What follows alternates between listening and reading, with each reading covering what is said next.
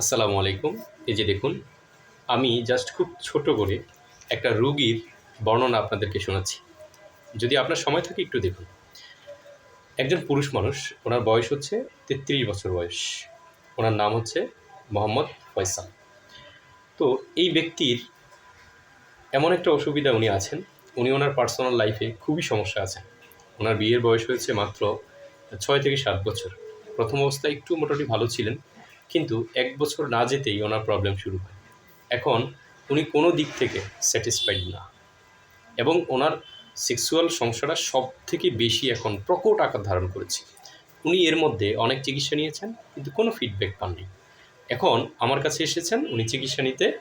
তো ওনার যেই বিষয়টা আমি জানতে পারি, ওনার মধ্যে প্রবলেমটা খুবই বেশি এবং টাইমিংটা খুবই কম, এবং ওনার সাথে ওনার প্রচণ্ড কোমর ব্যথা হচ্ছে, এই প্রবলেমটাও আছে। এবং উনি এটা নিয়ে খুবই দুশ্চিন্তায় আছে। ওনার পার্টনার থাকবে কি থাকবে না, এমন একটা সন্দিহান অবস্থায় উনি খুব মানসিকভাবে ভেঙে পড়েছেন। তো এই রুগীটার ক্ষেত্রে আমি যেই কমপ্লেনটা সবথেকে বেশি পেয়েছি, উনি একটা ভালো চাকরি করেন, উনি এক ভালোভাবে থাকেন, কোনো সমস্যা নেই। কিন্তু উনি প্রচণ্ড পরিমাণে ধূমপান করেন, উনি প্রচণ্ড পরিমাণে স্মোকিং করেন। এটাই হচ্ছে ওনার সবথেকে বড় একটি সমস্যা।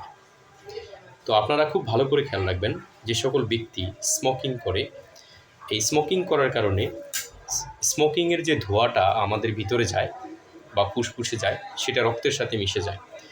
মিশে গেলে সেই সিগারেটের ধোঁয়াতে থাকে নিকোটিন। আর নিকোটিন যখন আপনার, এটা একটি রাসায়নিক কেমিক্যাল, এটি যখন আপনার রক্তের মধ্যে গিয়ে অ্যাডজাস্ট হয়ে যাবে, তখন আপনার ধীরে ধীরে আপনার শরীরকে সে দুর্বল করে দেবে। ধীরে ধীরে আপনার শরীরকে এতটাই দুশ্চিন্তাগ্রস্ত করে ফেলবে, আপনার শরীরের মেকানিজমটাই সে নষ্ট করে দেবে। এই নিকোটিনের প্রভাব যদি আপনার শরীরে অনেক বেশি হয়, তখন দেখবেন এর ফলে অনেক মানুষ স্ট্রোক করা, হার্ট অ্যাটাক করা, এই জাতীয় সমস্যায় ভুগে থাকে। বিশেষ করে যারা খুব বেশি স্মোকিং করে, তাদের ক্ষেত্রে দেখা যায় তাদের ফুসফুসে নানান রকম সমস্যা তৈরি হয়। ফুসফুসের ক্যান্সার হয়, ক্রনিক কফ বা ক্রনিক কাশি হয়, তাদের ক্ষেত্রে ক্রনিক ব্রঙ্কাইটিস হয়, এবং অনেক ক্ষেত্রে যারা সিগারেট বেশি পান করে বা স্মোকিং বেশি করে, তাদের মুখে, গলায় এবং খাদ্যনালীতে ক্যান্সার পর্যন্ত হয়, ফুসফুসেও পর্যন্ত ক্যান্সার হয়। এই জন্য আমি এই লোকটাকে এই বিষয়গুলো খুব ভালোভাবে, নিখুঁতভাবে সতর্ক করার চেষ্টা করেছি। এখন আপনারা যারা এই ভিডিওটি দেখছেন, আপনাদেরকে আমি একটা কথা বলবো, যারা পুরুষ আছেন, আপনারা যারা সিগারেট পান করেন বা স্মোকিং খুব পছন্দ করেন, আপনারা দেখবেন আপনারা একটা সময় এগুলো খুব বেশি পছন্দ করেন, কিন্তু আপনার 30-তে বা আফটার 35 বয়সে, তখন দেখবেন যে আপনার শারীরিক ক্যাপাসিটি আস্তে আস্তে দুর্বল হয়ে আসতেছে। আপনার পার্সোনাল লাইফে আপনি কোনোভাবেই হ্যাপি থাকবেন না। আপনার সব দিকে আস্তে আস্তে সমস্যা তৈরি হবে, এবং বিশেষ করে আপনার ফুসফুসটা ধীরে ধীরে কার্যক্ষমতা হারিয়ে ফেলবে। এই জন্য স্মোকিং করা থেকে খুব সাবধান থাকতে হবে। আপনার শরীরে যাতে নিকোটিনের পরিমাণ না বাড়ে, সেদিকে খুব সাবধান থাকতে হবে।